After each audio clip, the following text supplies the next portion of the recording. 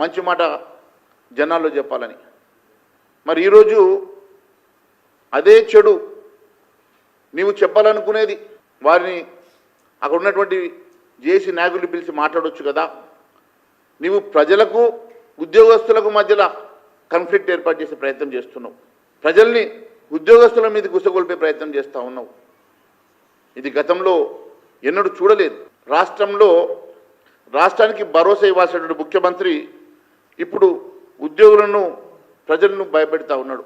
ముఖ్యమంత్రి అంటే ప్రజా సమస్యలు పరిష్కరించాలా, భరోసా కల్పించాల్సినటువంటి రాష్ట్ర అధినేత, ప్రజలకు భరోసా కల్పించి సమస్యలు పరిష్కారం చేసేటువంటి ఒక రాష్ట్ర అధినేత అయి ఉండి ఈరోజు భరోసా మాట ఏమో దేవుడెరుగు, పూర్తిగా రాష్ట్రం దివాలా తీసింది, పూర్తిగా రాష్ట్రం అప్పుల పాలైంది అని చెప్పేసి పదే పదే చెప్పి ఈ రాష్ట్ర పరువు తీయడమే కాకుండా ఈరోజు ప్రజల్ని ఒకవైపు ప్రిపేర్ చేస్తూ మరోవైపు ప్రజల్ని ఉసిగొలుపుతా ఉన్నాం.